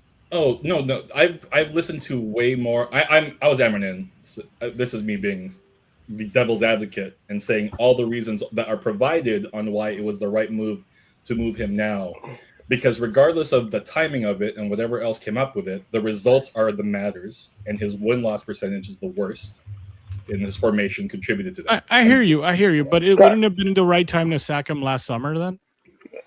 It doesn't matter if you finally figure out you're doing something wrong. Whenever you figure it out, that's when you should act on it. And Okay, that's fair. did. That's fair too. Then can I then say every decision Ineos has made has been wrong? Yeah, I'm with you on that. They should never have hired him in the first place. And can I say something? This is personally for me, the loss against Grimsby. There is no way anyone's fancy to tell me that it has formation or Amorim. Your goalkeeper literally gave them 2 goals. Sometimes we make it so broad in the terms when a team loses and just put it on the manager. But again, 11 men on that pitch should beat Grimsby any day. We didn't lose because we are playing bad. We lost because how Grimsby managed to get to the first ball, second ball, third ball, how Grimsby managed to have better passes amongst themselves compared to us. It doesn't matter. Ernest, he lost to Grimsby. No. It doesn't matter. Your arguments are great, but he lost to Grimsby in an early round of a cup. But wait, wait. I'm not disputing that, right? And I'm not disputing the win percentage, but you said you lost to it. But how is it that, again, it's hard to, when people talk about this manager, he lost to it. But how is it that you have a goalkeeper, and even a goalkeeper that literally gave them 2 goals and even almost punch one of it into his own goal, and he lost? Yes, he was the manager. At the end of the day, it lands on his feet, but it becomes one. Oh, I think Ernest is moving towards the light, guys. Even his internet didn't agree with him. And Can I come in for just a minute? That's the perfect. That is the perfect meme, bro. It's almost 5 a.m. for Ernest, so I'm just gonna kick him out and do him a favor. He's also wearing those Franciscan robes, bro. Today, those Franciscan monks. He's waiting for I could hear the. Yeah. Hold on. We had a super chat a long time ago. I missed it, but it was from Nickel, who was on the show, so he knows we're not ignoring him. He says, Nickel here, thanks for having me. One point I wanted to make is that the board is supposed to support the manager, not challenge him. The media is already there to be hostile to our manager. I agree with this 100%, right? Because what I've seen, what I'm really disappointed about, which we haven't talked about at all, is Vivell leaking WhatsApp messages. And freaking what's his face, Jason Wilcox. All these guys, by the way, are fighting for like the saddest looking British dude there is. Gareth Southgate, Jason Wilcox, right? I can't try to figure out what your goal is in life, because if you're trying to undermine the manager, we talk about Jamie Carragher trying to actively undermine our manager because he knows it hits the reset button on the whole club. If you see Jamie Carragher following the same strategy as you, then maybe you have the wrong strategy. But here's the thing. Just like with Amorim, only time will tell what's going to happen with how much they invest and what they do and who they bring in. At the end of the day, if we're getting the players that we like as fans, I think that's what's going to really matter at the end of the day, supporting these guys. Bro, I think the next manager is going to do better no matter what, because he's going to get a midfield. Yeah, because Amorim's gone through the shit. Like Like he's already laid the groundwork. Guys, but it was written in the stars when he came, and being that outspoken, he was always going to be that outspoken. And we should know 10 managers in 12 years. we fight. Listen, you know who I love the most? I love Ole. Because he stepped in and he said, I'll be the caretaker for as long as you need. I hate the fact that he does that for Ineos and the Glazers. I hate I don't that. think you can use that. Sorry. I don't can't think you use can what? use that. Just a little question. Because the 10 managers in 10 years is somewhat Glazers. We are all in agreement. Obviously, I've got to leave pretty soon. I agree with exactly what Rishi said. You have to have the right process. I don't think the manager is as important. The process is important. You have to have the right process with the right board, right transfers and everything. Amorim would have been a final manager to take that to the final level, but he came in at the start, so he never had a chance. I never right believed he was manager, gonna wrong last time, long. like I said. Right manager, Sorry? wrong time. And Exactly, and yeah. It's going to be difficult, but if Ineos do end up spending the money, they could right their wrongs if they bring in the players that we need them to bring in as a club. In my opinion, think this that's is- all I'm saying. I believe this is going to be a pretty bad 3 years. Eventually, I've never been in years in. I think it's going to get really bad because they're not. If they keep Wilcox in management, it's going to be very long. They're going to hire a new manager. Hopefully they get the right guy, their guy that they can support. If they hire like a Oliver Glasner, he's going to be gone the same way. And that's really sad to think about. I don't think they're that dumb. Like, I said a lot of negative things about them for the last like 24, 48 hours, maybe even more. But I don't think they're dumb enough to hire Glasner. Like, I just don't see it. Like, I don't see how if they really have a new data team, like, I don't see how the data team sits down and goes, yeah, this is the guy. Yeah, I don't think that'll happen, Booker. So But, I think we'll be getting a 4-back manager. I hope that's what it is. So because Oliver Glasner, the way he lined up with what his players are good at. I'm really not going to blame him. He couldn't really line up in that high press. And he played way differently when Eze was there as well. By the way. Yeah, well, I don't want Oliver Glasner. Here's the other thing. Like, a big part of me is going to think if we get Glasner, a big part of me is going to think we're getting him because he's free. And I'm going to start going like, dude, now we're making managerial decisions based on finances. Well, we don't hire managers. We hire coaches now. So he's just a coach. No, guys, but here's what I'll say. I want to hear from Nelson. We're not getting any best coach that you think that's out there. And I'm not talking decent in the Premier League looking for the next step up. The best of the best. We are never getting Luis Enrique. I'm not saying he was coming here before this, but if there was like a 0.1 minuscule chance that eventually he considers United as a destination, not now. I'm saying once he's done with PSG, whatever, right? He's never coming here now. And whether you want to talk about Luis Enrique specifically or insert manager here who fits that bracket, who is available, who might have been interested in United, is definitely gone. Because any project manager that has the charisma to manage the types of players we would need to go win the league is not going to come play for us. And then we're not going to get the players. 100%, but I'd be careful with the word never. But I do agree with you, but 100%, like, all we have to do now is hire the next manager. It won't be top-notch, just like Andy said.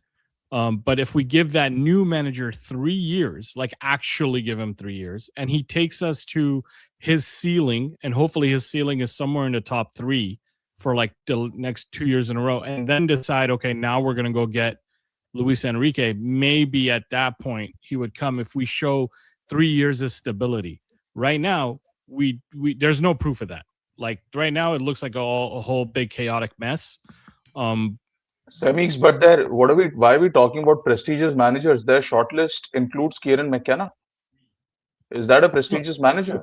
No, but that's what I mean. Right now, we can't get a prestigious manager. So if they told me, to be honest with you, Rishi, if they told me their short list is Nagelsmann, Luis Enrique, and put one more top-notch manager there, I'd look at Tuchel, after the World Cup. Tuchel, I would tell you, like, that's the dumbest short list ever. That's like putting Mbappe, Jude Bellingham, and one more, way too expensive.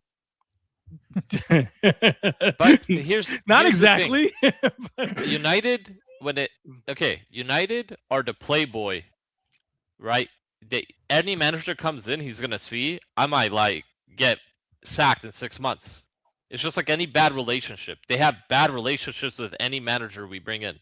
You're coming in knowing you're on a short leash, and if the results don't go the right way, you're out. If we're talking about project managers, we're not ready for a project manager. We're Nelson- ready for somebody to come and take out the trash. No, listen. We're ready If for I a want to, garbage man. if I Mhm. like what I think I would say 48 hours from now, once I calm down even more, but I'm trying to calm down now because I'm surrounded by family. I'm in Vegas or whatever. But I got to tell you guys, like, if I start thinking about it positively, we need like the Karen McKenna right now. Like, we need someone who's good, young, strong, stabilize the ship for 2 or 3 years, and then go get someone else once the squad We is need built. a guy. and We that's- need a guy. We need a guy who will shut the f up and swallow whatever Jason Wilcox puts out. As long That's as what they we build the squad, as long as in the next No, 2 seasons but they Semi, build I also the don't want to squad. hear anything about Project 150 or Mission 21 then. No, those things don't exist. No, I'm Listen, we saying need to bring in the Cigarette thing Mario. will piss me off is Ineos is going to hire McKenna and still talk about Project 150. No, That's going to piss me off. No. Those things don't exist But for let's like another hear from 5-6 Nelson. years. Let's hear from Nelson because I gotta end the show soon. But Nelson, But I there's no way we're going for some kind of mid-tier, decent coach. The fact that now it's on Wilcox and Vivell to decide who the managers, they're going to make sure it's a decent guy. It's going to be one of Tuchel, Nagelsmann, one of those guys. It's So you're saying they're going to spend that because this is going to cost we are money. going to get a big guy. yeah, we're going to get a big guy. But this is I going to agree with cost Nelson. money. Like we're talking, we just spent Yeah. 10 million to get Ruben, 15 million to get rid of Ruben. So that's 25 million in 18 months. And you're saying we're going to spend another 20 million for this man because this manager is going to want 20, 30 million guaranteed. if I we think get a I think big that's there's no way they try and sell another like project manager. They Glasner isn't that. For sure. They need I don't think they'll try and sell that anymore. because you can get one of those, but you got to pay over the odds. Like you got to make it worth that guy's while. So I want to say two things, by the way. First of all, Nelson, I hope you're right because you're way more optimistic than I am about those guys accepting it. Not about these guys approaching those managers, about those guys accepting it. Second thing, that basically means we're back where we were when we got Mourinho. Yeah, that's exactly it. Oh, please I explain think- that one. No, I think Andy, if I you look- actually want to hear. Like, okay, or Nelson, somebody explain what you mean by that. So statement. I mean, when we got Mourinho after LVG didn't work out, we were in a position where we were like, oh, it's already been 4 or 5 years, whatever it had been since Sir Alex left. Let's get a win now manager. Mourinho always wins in his second season, and then we'll go. We'll see what happens after that. We essentially couldn't see beyond the first milestone that we were looking at. And that, in my opinion, was a mistake to hire him at that point instead of hiring him right after Sir Alex left. Right? Yep. And so we hired him then because he had the personality to hold on to what Moyes didn't. Instead of hiring him then, we went and got Moyes, then LVG, then again Mourinho at the wrong time. And then we made the same mistake. Every Portuguese coach has had the same fate at United. We hired them at the wrong time, and then we fired them at the wrong time. Guys, Nagelsmann is not accepting to come in a World Cup year. You're getting No, Nagelsmann. after the World Cup. No, after the World Cup. But So that's what? Yeah, We're we're just talking gonna after the not World get Cup. anybody. Then you don't They're have not a waiting that preseason. long. Listen, no, Guys, bro, guys, we're not. guys! I'm just Semix. Sorry, I just want to bring in Roberto here because we don't do one house, one representative. Every person speaks for themselves. So, Roberto, you've been here for a long time. I'm sorry we didn't get around to you. No, it's okay. Tell us what's going through your mind, bro. Because it's been a minute since we all heard the shocking news. What do you think about this? What do you think about the talk on the new managers? Yeah, I just want to say first, I agree with Nelson. I do think they are going to bring someone in that's higher profile. They need to show face at this point. I think they're probably sitting here like dealing with all the backlash from the fans of everyone's placing the blame at least partly on Ineos, Glazers, whoever you want to blame, but they are putting at least some. No matter how Amorim out you were, it has to do with the board as well. They shouldn't have hired him, or they should have whatever. Like that's over with. The point is like they didn't back him, and I think everyone can kind of agree at some point they didn't back him. We need a center mid, whatever it is. They're gonna try and save face, and it's frustrating for me the whole like system talk. everyone just attacks the back three because it's foreign to the league. In most parts, I feel when we're not performing in with the back four, no one was saying change formation, right? Like I that really irks me. And like I think Andy, you were saying most people here understand tactics at some level. We all know that every modern team is building or has a, let's say, a rest defense of a 3-2 or a 2-3, right? The system is just kind of like where you're building from, but everyone's trying to get to the same thing. So this whole attacking the system, it really frustrated me. And like, yeah, as Simic said, we're probably going to go to a back four manager. That's fine. Like, it is what it is. I think what matters is just to try and at least continue the principles. Like, I'm trying to like look forward. Let's bring a manager that has similar principles of play, hopefully, so that we can build. And someone that can manage. I'm not going to say a broken team, because clearly they all bought into what Amorim was selling, or for the most part they did. And whoever wasn't buying into it, he kind of got rid of, which is more than we can say for a lot of our managers. Like, these guys, at least we can say they didn't down tools, which is, I think, something that they've been accused of in the past. It's been nice to see that they didn't. I have a question for everybody in the panel, if you don't mind. Ed, actually, I told my wife 15 minutes ago that we were done. Oh shit! It's almost midnight. And it hasn't been done. So I just want to stop it there. Just react to what Roberto said and what Nelson said. I don't know what's happening to Nelson, because he's becoming the positive guy on the channel here. Now the Amorim's out. No, yeah. It's because I knew this was. I've been you guys have been like panicking in my head. I'm like, this is gonna happen, and now this is the cycle of what incompetent people do.